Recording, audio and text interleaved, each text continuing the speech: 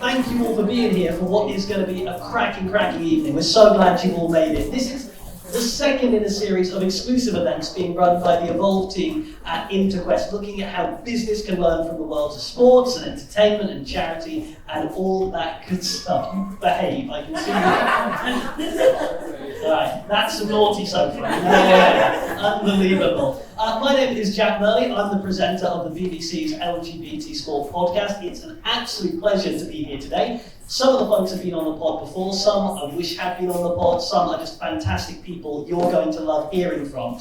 And this is all about exploring the challenges that businesses in all sectors can face, but also addressing those challenges, educating themselves, celebrating the LGBTQ plus community, celebrating pride, and just having a bit of a laugh, really. So that's what we're going to do. I know the important stuff. Loose are down that way. Yeah, so you're like, yes, I need to know.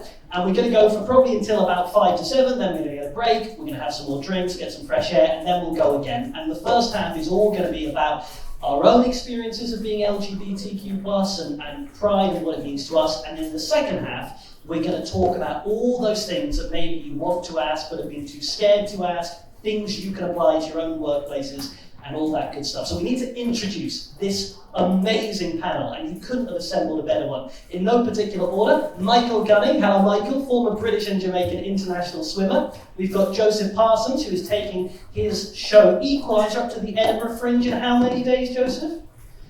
Oh, a very cool 3 weeks. I'm feeling chill about it, thank you. Yeah, thanks for reminding me. Why are you here? I know. We've got Lauren Rouse, who is a double Paralympic rowing champion, in addition to a world and European champion. That absolutely deserves a woo. We've got Liz. Thank you.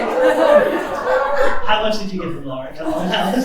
Liz Ward from Stonewall, Director of Programmes. We've got next to Liz. Hello, Liz. Thank you for coming along. Brona C. Tiddley, TV comedy writer and actor. You will have seen it in Motherland. She will downplay her role in it. She shouldn't. She's fantastic. We've got B. Armstrong. Hello, B. Business and Function Manager at Standard Chartered Bank. And we've also got Susanna Townsend, Head of Growth at Interquest, who's done a few things in sport as well. Just, Olympic gold medal, but we're not going to... Can I just say, there's a definite split between the people who do elite sport and those who don't. Rona and I were talking before to Lauren and Susanna about where they keep their medals, and you're like, well, you tell people, where do you keep your medals? In socks. In socks. In socks, and where do you keep your medals, Susanna? I don't even know where they are. Unbelievable. Unbelievable. Most of us non-athletes can remember. She's lying, she's the kind of person that gets it insured. All us non-athletes can remember all our GCSEs, but like the Olympians, I don't know where they are. So Susanna, you brought us all together. Let's kick off with something that I think, we all assume people know about. But pride, what does it mean to you? What's pride all about for you? For me, pride it's for us to all be our authentic selves, and we hear that said quite a lot. And I'm in a very privileged position where I feel like I can be myself all of the time, much to all of your dismay, I think. But it's for me, not everyone has that opportunity, and not everyone can genuinely walk out the door every morning and think, this is me, and to celebrate who we are exactly as who we are, and the history behind this as well is quite unique. And the panel we have today, I think the stories you're going to hear are quite exceptional, and I'm excited to hear them. I'm actually upset I'm almost sitting on this side because I want to hear them from your perspective as well. So pride for all of us to be together today is quite exceptional, and thank you all for coming as well.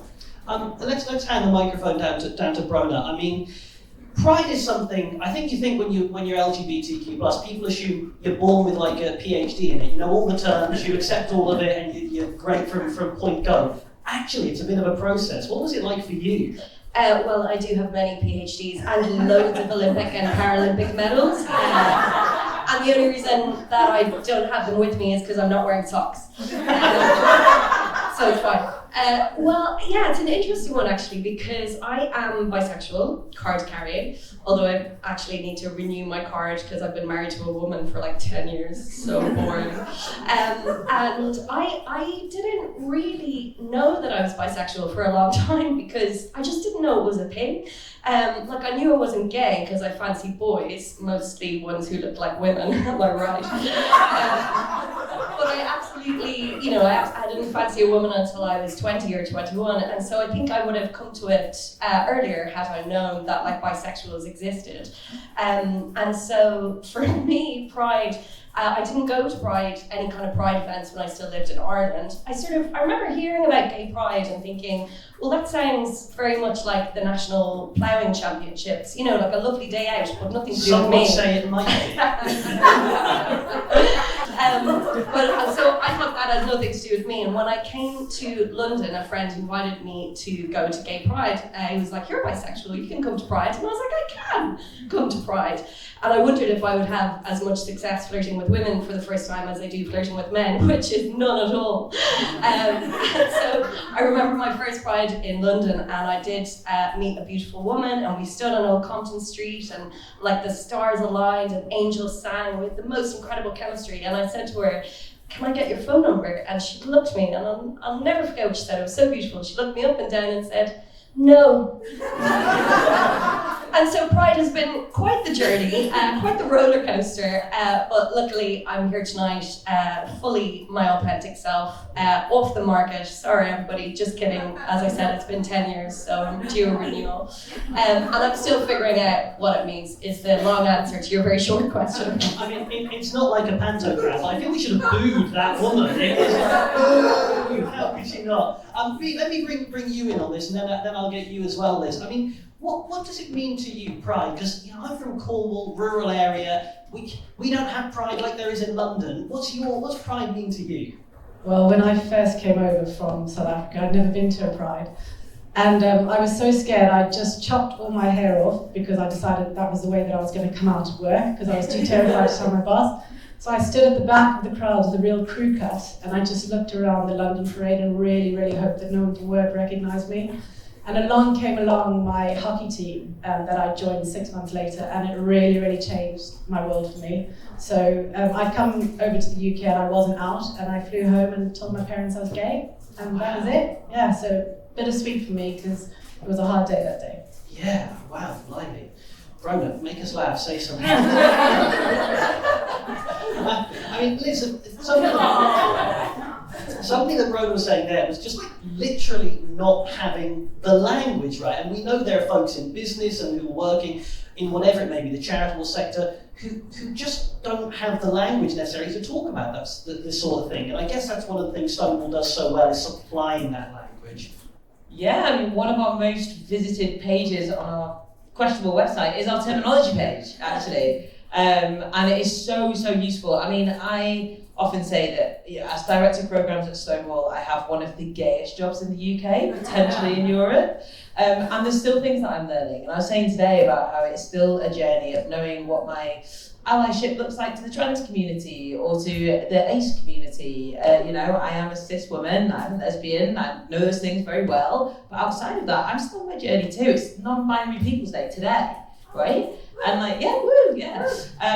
and so I cannot overstate the power of just giving yourself permission to say, I still have a little bit of a way to go in my journey and I'm not going to hate myself for it. Like, we've all got to learn, right? Yeah, absolutely. We really do. I remember, Joseph, when you came on the podcast I don't like calling you Joseph, by the way. I wrote Joseph in the thing. That's fine. That's my stage name. I'm very theatrical. Joseph on the social, but you're Joseph. I'll call you Joe. I remember when you came on the podcast, you said, I don't know if when I was watching sport, I admired their physical prowess or I just fancied the pants on. Yeah, thanks for bringing that up, mate. No, I admire their physical prowess because I'm not a massive gay. No, I should adore both. I like both the physical and amazing ability of the sports athletes and just Mason Mount space. It's very easy to enjoy both.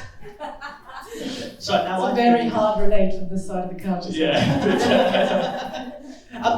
And then Lauren, I remember when you came on the pod, you spoke about your journey as well. Michael, last but not least, you have some more wine because we noticed you were double parked earlier. Wine in one hand, water in the other. That didn't go well. What was it like for you? You spoke about it so eloquently, and you have since then as well. What was your journey to get into the point where you felt comfortable, to do an event like this, sat on the couch talking about it? Oh, what a journey that's been. I think more was myself holding myself back from it. I think it took me until, I was in my 20s to sort of from 24 now, many years have passed since COVID, but to sort of, just to get to that place where I accepted it with myself. And I think that when I look back now, I can't believe that I was almost the boundary to that. And so I think once I kind of broke that boundary in my mind of being like, you are who you are and that is okay.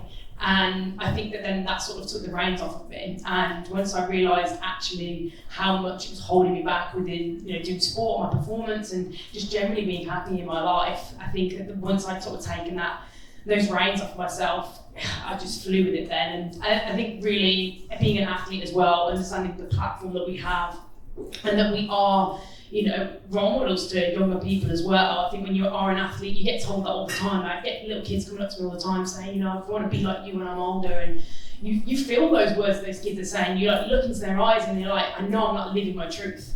And for years I did that. And then once I really realised, hold on a minute, I have the power to change what these kids think about themselves or being out or just them being confident within themselves. Like if I live my truth, then I can stare those kids in the eyes and say, yeah, you can be that.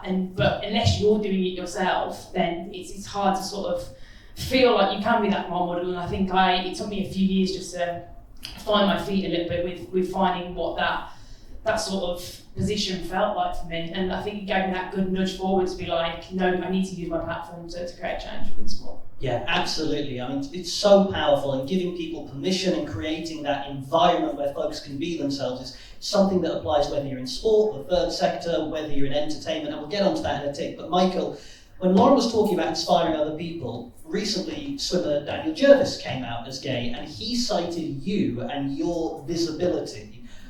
That must have meant a lot to you, particularly with the journey you've been on to get there. Yeah, I think having role models is so important. When I was younger, there wasn't a LGBT swimmer out there who was really open about being themselves. So I did struggle for quite a long time about, coming to terms with my sexuality. I suppressed it for so many years, and a little bit was in denial. Really, I didn't want to face it. So the fact that now swimmers can, feel like they can be themselves, and when Dan came to me and just said he knew about his sexuality, how should he go about it and stuff, I felt so proud of him, because hopefully now we're kind of coming to an era where people can be themselves, no matter if you're in sport, whether you're in the workplace. I think it all kind of almost comes under one umbrella now of just being your authentic self. And I think that's why I feel so comfortable in this room now, because I look around and it doesn't matter how you identify, it doesn't matter who you are, like everyone's just really happy and authentically them. So yeah, it's amazing to be here tonight. Yeah, the good vibes, you can just tell, you can just feel it in this room.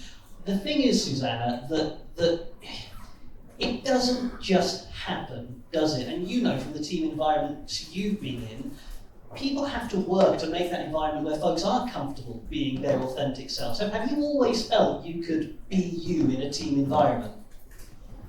To a point, yes. I think I've been very fortunate to have family members that have always been very accepting of who I am, and I made a very quick decision when I realised that I was gay to own it. And like Lauren mentioned, being a role model, I saw it as a bit of my role within my team to be me, and I had people in my team come up to me and say, do you think I'm gay? And I was like, I don't know. but I remember moments in teams, and we all say with sports teams, and especially being female, I think, that it's very easy to come out, and the men's side of things is very different, as we all know. But for me, even when I was playing for my club Canterbury, it was people saying, look, there's going to be someone else who's going to come out in this team, but you don't know who it is. And I was like, who the fuck is that? A year later, someone was like, Towner, Susanna, it's you. And I was like, oh goodness, it is me. Maybe it is me. But the pressure behind that, I was thinking about it the other day. It made me think about it in probably the wrong way. And when I came out to my parents, they were just happy I wasn't with my ex-boyfriend, so it wasn't a big deal. But for me, in sport, you're trying to compete at the highest level. And you are yourself to a point, but also you have to put on a bit of a front as to who you are. And that's a really hard balance to actually have. And I remember there were times when you think, yes, because I'm a little bit older, I should change. Yes, who actually am I? And once you've identified as being gay, you almost can't go back on it. And I'm very gay, but I hate being identified. I hate having that identity of Susanna as gay. But because I'm in that, not a public figure, but because I'm in a role model, I have to almost say, look, I am Susanna, I am gay. And I took pride flag off of my Twitter years ago because I didn't want that identity. I know I'm gay, but why do I need to tell everyone that I'm gay? And one of my friends said to me, she was like, Susanna, put it back on because a young kid growing up sees that you're very comfortable being open about who you are. And I did put it back, but I hope one day I almost don't have to because it's putting me in a bit of a box that I don't feel like I need to be in.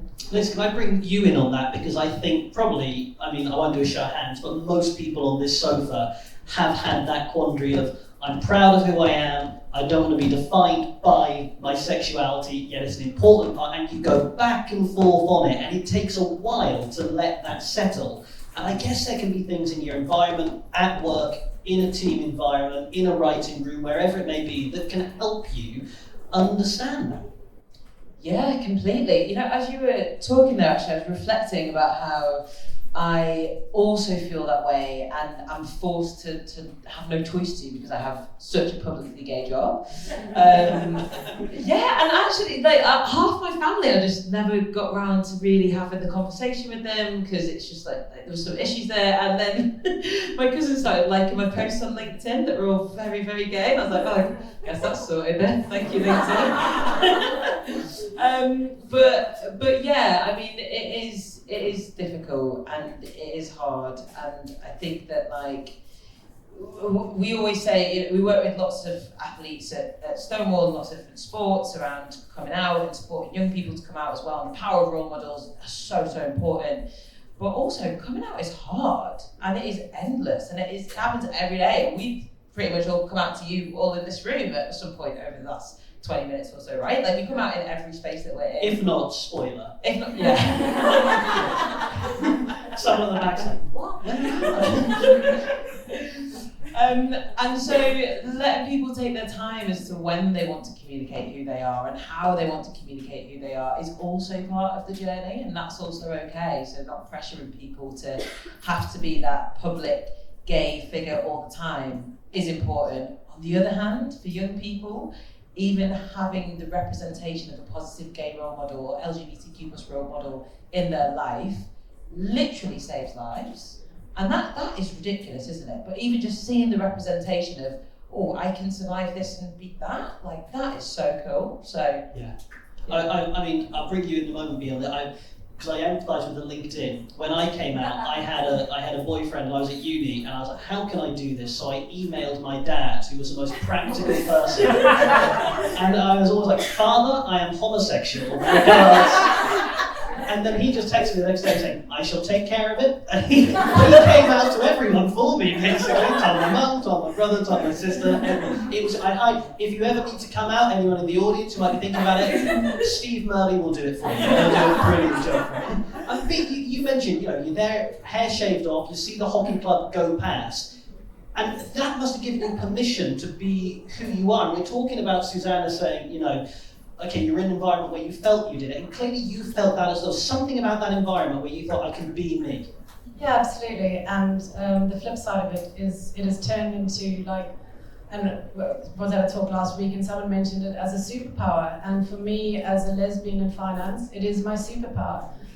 Because, you know, the intersection of being gay and also being a woman in finance is a difficult one, and it's hard to navigate. But also being a lesbian means that it's not assumed that I'm going to have kids straight away, so people are immediately more, you know, attentive to where I'm going to be in 5 years.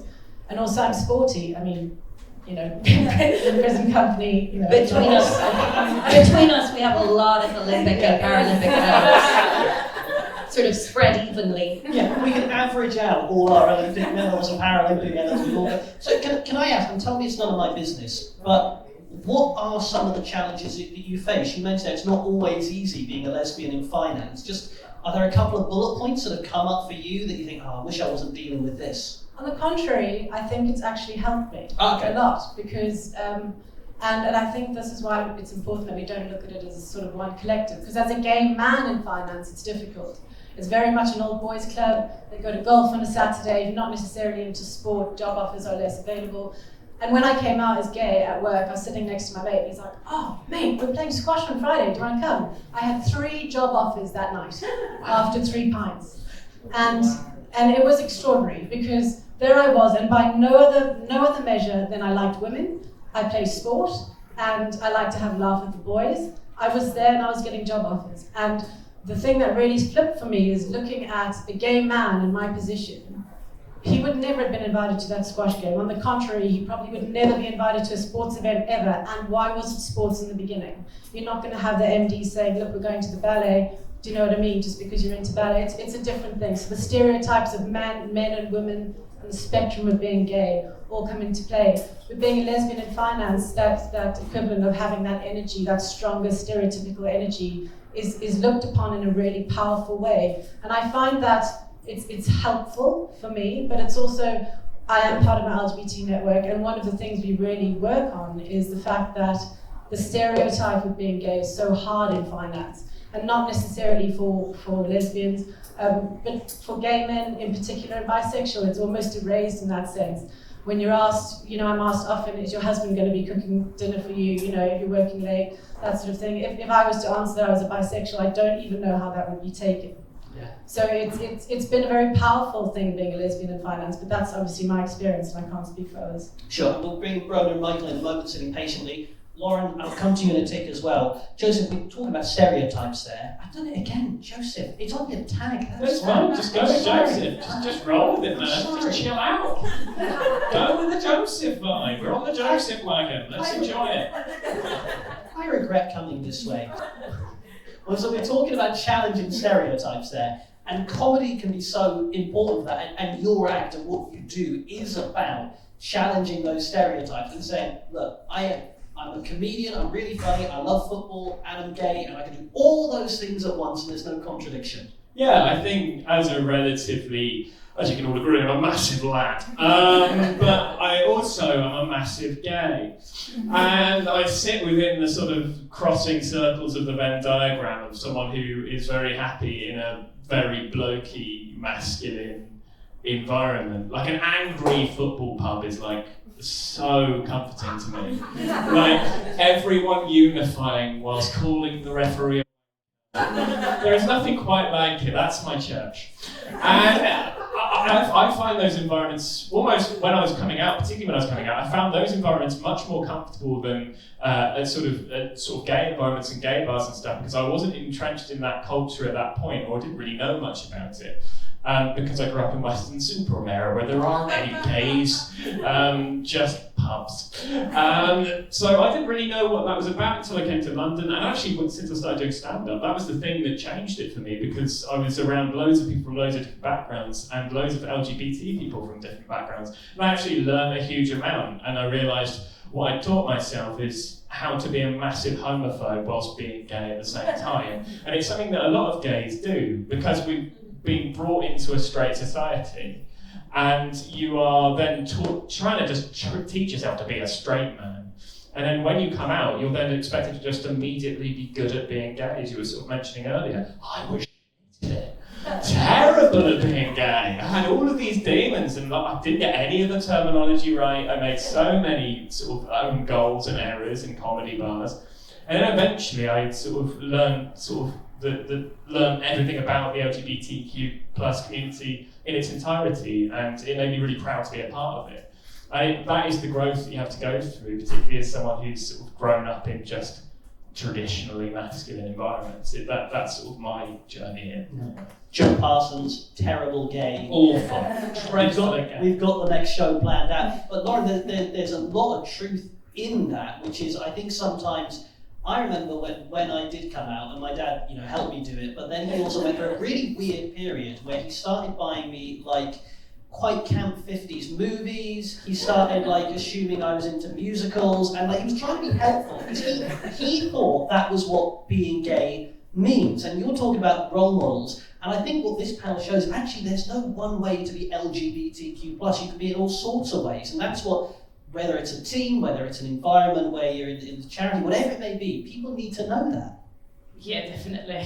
It makes me laugh when you go, I need your dad's email, he can do some great marketing bits. I think, when even myself, within my own team, There's not many gay people in rowing. It's a very white middle class sport. And I remember, even when I turned up and I started doing rowing, I was a scrawny little 16-year-old from Birmingham with a very thick Brummie accent, and even that wasn't accepted. So when I sort of then came out as being gay, everyone was like, well, yeah, okay, they kind of assume this, like you just hang out with the lads all the time, and like even that stereotype of being a more masculine, presenting girl and being friends with the lads, everyone just assumed that, obviously you're gay.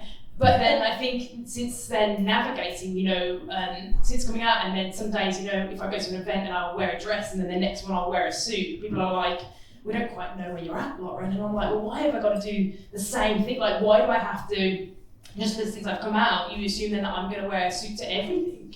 And even things like that, and then even week to week, I'll have the guys come in and ask me, this I've been down the other week, and in my team, they're like, we really need to understand what queer means, and it's like I'm the oracle of all the information about the whole community, and it's just really interesting, and even in talking to them through that conversation, a lot of people just assume that when you come out, especially as you're a woman, that you would just be a lesbian.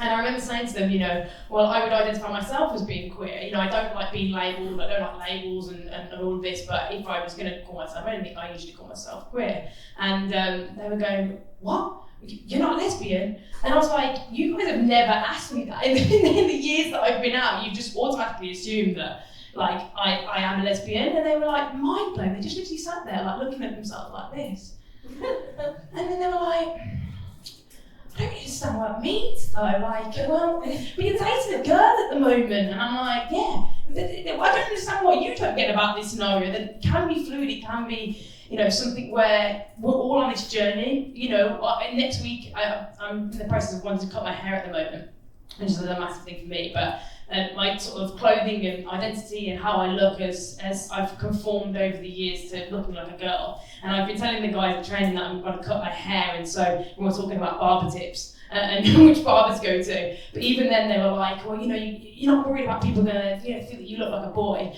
And I think that sort of thing then puts doubt in your mind. Yeah. I do really find myself, when I hang out with people like ourselves and people that are part of the community, I feel empowered. I feel empowered to be that role model and to do the things that I feel and me, and to be authentically me. And then I go back into an environment that is with people where I stand out and where I don't fit in, and I'm a bit more of the radical one, the girl that gets piercings and tattoos in a very white middle class sport. And because I'm involved in that every day, I feel like the choices I make sometimes are judged. Yeah. And then I start, thinking to myself, am I doing this? Am I making the right decisions? Is this going to impact me? And you're always thinking about it from that sort of third perspective. And I think that's always a challenge. I want to be authentically myself in what's make me feel happy. And I'll go home to my girlfriend June and I'll say, should I be doing this? Are people going to judge me? And I'm really worried about it. And actually, I'm reminded by her all the time, just do what makes you happy. But also it's a journey. I could cut my hair and then hate it. That doesn't matter. I can grow it back out. Just because I do one thing doesn't mean to say I have to stick with it. And I think that sometimes when we live in this sort of straight world, obviously it's just difficult because you do have people, putting those doubts in your mind. I think when you are a role model, as well as that added pressure of going, am I making the right decision? How is this going to be perceived? And I think that is a pressure and something that I'm constantly at the moment trying to navigate. Yeah, I can hear you agreeing with that, Michael. I think from down that way, I'll bring you in a tick. Brad, I'm Lawrence Wright, did you ever remember Ask Jeeves? I Googled it, but it's like... No, I'm very young. Yes. But when you're LGBTQ+, people treat you like a gay Ask Jeeves. So go away and find out this, and then bring it back and tell us what it means, and we'll wait. It's like this weird thing, isn't it? Yeah, it is. It's very weird. And also, as an Irish person, I'm Irish, that's another spoiler of the evening. As an Irish person, I've had such a weird relationship with the word queer, because when I was growing up, queer, was a gay slur, but it more meant food that had gone off. Did you have this in England? Like you would have a little sniff of a yogurt in the fridge and you'd be like, oh, that's very queer. That yogurt is very queer. We did it. Oh, hold on. Show of hands, anyone in the room who did that? No. Yeah! You need to start throwing out the yogurt, folks. I tell you what, anyone who didn't do that will be doing it. That's available. So yeah, that was very strange for me when I heard people kind of, when queer became a word that the LGBT plus community was using to define ourselves. But it was even more weird when it was Irish people. And as I kind of already said, I call myself bisexual because that was the label that was available to me on that beautiful day when I started fancying women. But my bisexuality, I now feel like I have to qualify that, is inclusive of non-binary people and trans people, because there's something about the word bi that kind of scares people, that makes you think that it's not inclusive. So now I sort of say, I'm bisexual, pansexual, queer, I don't know, gorgeous. That's the G. Yeah, that's what the G stands for. Exactly. Very good. So yeah, I mean, you say that the terminology page is the most visited. I've visited that page because I think, and I know that we may talk about this later on, I think there is a fear of like saying the wrong thing or getting it wrong, but also I think there's such a power in language and being able to name yourself and therefore put it out there for other people. People often would say to me that, they would say, oh, you're gay or you're a lesbian because they knew I was in a long-term relationship with a woman. And I always felt like I had to be a one-woman billboard for bisexuality, because I didn't know I was bisexual for so long because I didn't know it existed. I feel like I would have figured it out earlier had anybody in television in the history of time been bisexual. And so, yeah. And can I just say, actually, speaking about representation, that I now really want Marvel to do a superhero movie about like a lesbian in finance. That's going to be their next summer blockbuster. If only there was someone who could write it on the sofa. If only we did. Well, if you want some tasks for the break, if you can come up with a name for a lesbian in finance superhero movie, we'll do that at the break. Let's be honest, it's not going to be called Belinda, so we're fine. There you go, we're set. Michael, performance, obviously such a key part of what you were doing. Did you feel like you were a better athlete once you were able to come out and be your authentic self? Because so many people, like Lauren's already alluded to it, Susanna, you have as well. What was your experience of that? Oh, 100%. I think as athletes, you think that you should be a certain way, you should be a certain mould, and almost you do start to change yourself to be that way.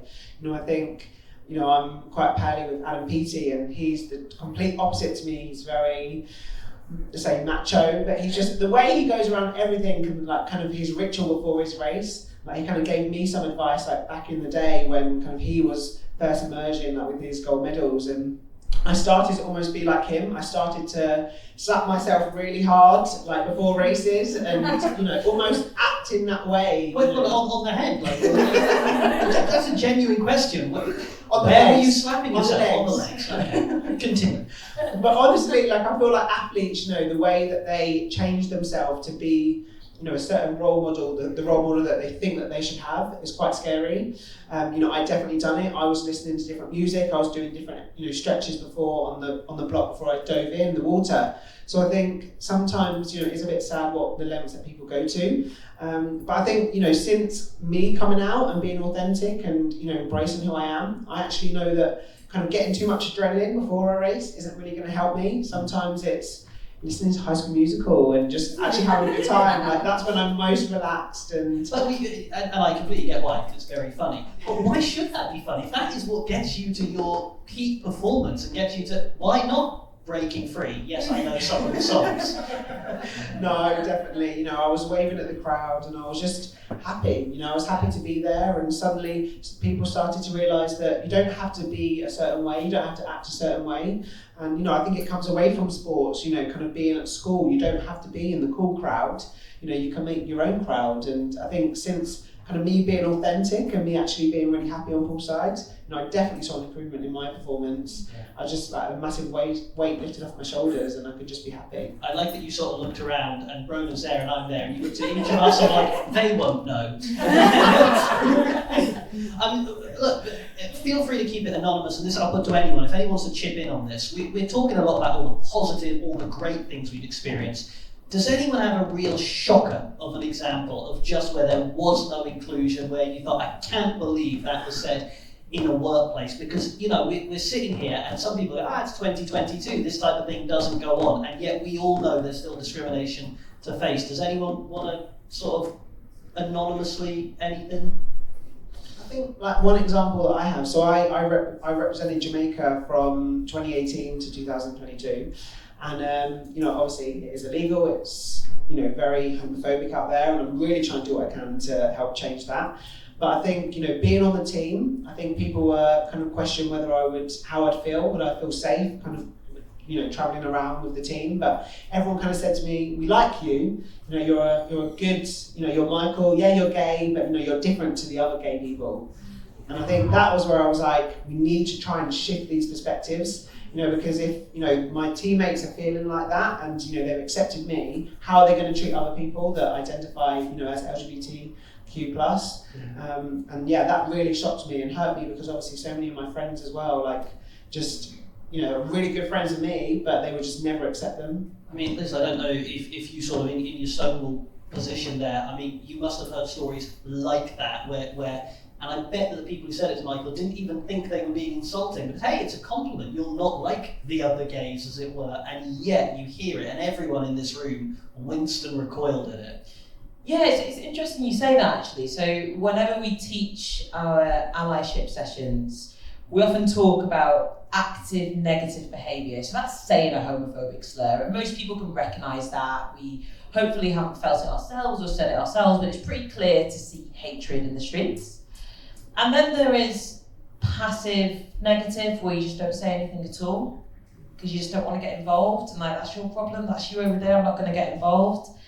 And then there is this passive positivity that is, oh, I don't see you as a lesbian. That's what my mum, God bless her, loves to say to me. It's like, I don't even see you as a lesbian at all. I was like, I don't know how, Mum, but okay. What do you say to that when someone says it? I say, Mum, that's invisibilising. She's like, what does invisibilising mean? Or things like, another thing that, I mean, this is not a therapy session about my mum, but apparently, but another thing she'll say is like, you know what? I never knew. I was like, okay, Mum, like, cool.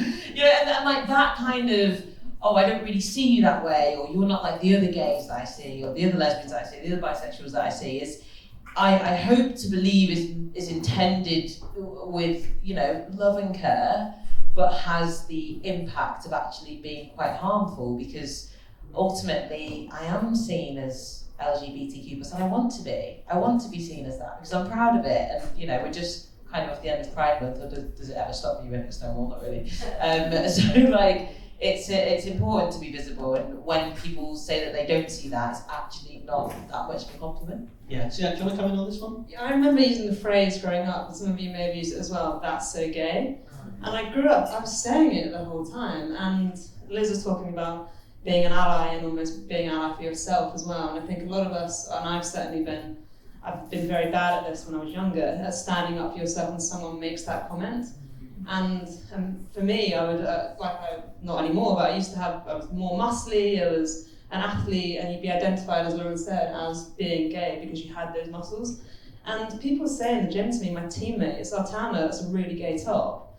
And I'd be like, but why is it a gay top? And I'd stop wearing that top. And the reason why I'm annoyed at myself for doing it is because I allowed them to say it, and I never stood up for myself, and I batted it off. I didn't really care, I was like, whatever. But actually, the mistake I made was someone who saw that, and a teammate who saw that, wouldn't wear a top like that, because they would then be identified as being gay. And years later, actually, only probably, a year and a half, 2 years ago, on a team meeting, I mentioned it, and I said, look, please stop saying this, because it's quite offensive. And I got messages from every single one of my teammates, 32 people, genuinely apologising for doing it. And if that's that one thing of them stopping using that terminology moving forward, then I've sort of done my job a little bit, or part of my job. But my biggest mistake is actually not doing it myself. And we ask all of you to be allies, but actually we also need to be allies to ourselves. And it's the exact same thing, and it's hard. You don't want to upset people. You don't want to say, please don't say that, it's offensive. Yeah. You put yourself out there to get criticised, but we have to all get to a point where we're doing it ourselves, then everyone else does it alongside us, I think. And conversations like this are so important as a way of doing it. And the fact this is happening is credit to the progress we're making. We'll have a quick break in a moment or two, but B, can I just bring you in on this? Because it's quite hard, as Susanna was saying there, to know pick your battles might be the wrong one, but which hill are you going to die on, right? When are you going to speak up and say, okay, today's the day I'm going to say, that behaviour isn't right, that assumption isn't right, can you not assume that about me?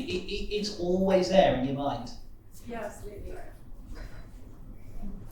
Come on, quick, Brona, quick. Absolutely. Oh, I think, that was an athlete move. That was like Yeah, a that was, move I went, I think, and for me, it's happened. Like I was kissing my girlfriend, and I got spat on a bus by a very old man, and he was about 80.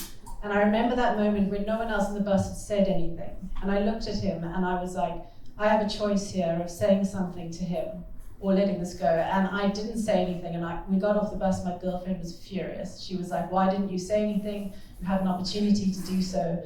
And I've regretted that moment ever since. And I think that for me, often when you're in that opportunity, I will always, and it happened quite recently, when someone has said something a slur, I will always clarify if their intent, and I know we'll speak about it later, but clarifying if their intent, what their intent was. If their intent was like from malice, or if it was a misunderstanding, I'll always try and engage them on that intent. If the intent is not, is really just is homophobic, then I will say something. But I really focus when that happens, and it's happened many times at work as well, is working out what the intent was, and that for me is a huge driver when you say something. It is, and Lauren, I'll bring you in on this, and then we'll sort of wrap up part one, and we can all get a drink and use the loo and do all that type of thing, all that good stuff. But I mean, that does play on your mind if you hear something and you don't challenge it, and it's like you're damned if you do, you're damned if you don't. If you don't call it out, you feel bad for not calling it out. If you do, you're putting yourself in a vulnerable position, and we've all experienced it.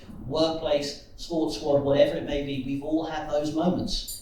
Yeah, I think this is where it comes into a really interesting ground here, because having disability as well, having disability is incredibly difficult, just from the point of view of people will ask you and say anything they feel to you, anything that is on their mind, they will put it out into the universe to you. Like, it must happen, I would say, at least once a week, where I'll be doing like my weekly shop and somebody will come up to me and I'm literally just like, browsing through the sort of aisle. Someone will say, oh, what happened to you then?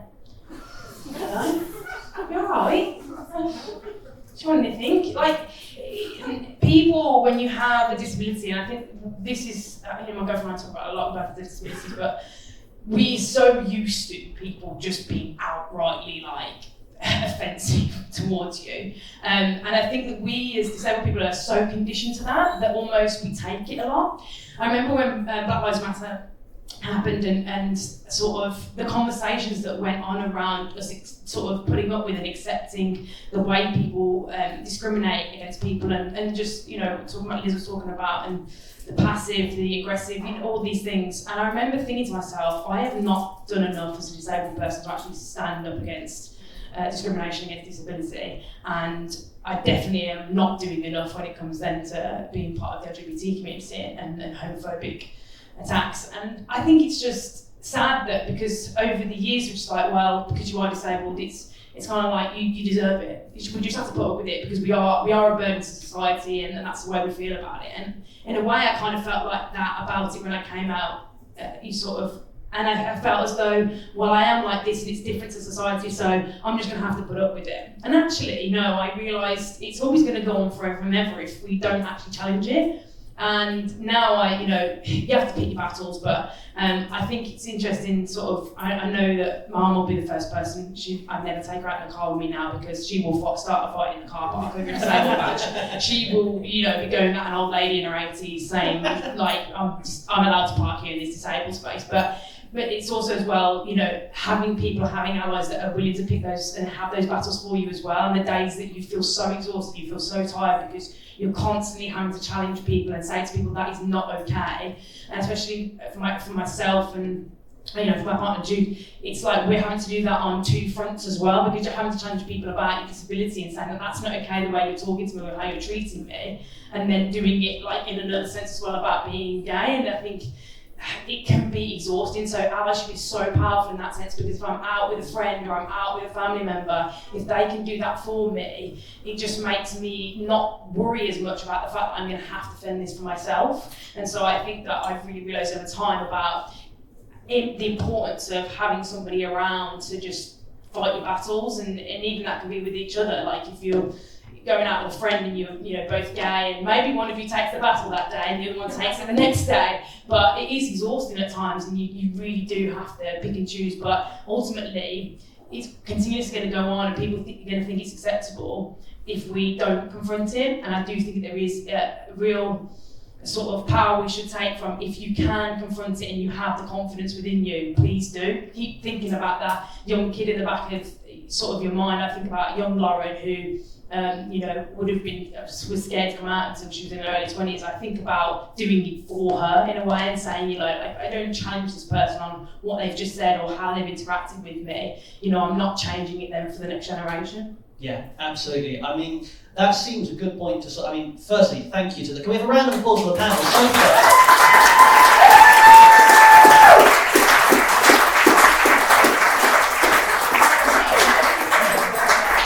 You've got a lot to live up to in the second half based on that round of applause. It's been real, it's been open. We'll come back in about 15 minutes' time. We'll do part 2, which is going to be about all those things that you may be too embarrassed to ask, and all that type of thing. And some of the panel, I'm going to ask, brother, I'm looking at you, and probably you as well, Joe, first or most embarrassing celebrity crush when we come back. So that's going to be in about 15 minutes, so get a drink, use the loo, and about 7:15 we'll pick back up again.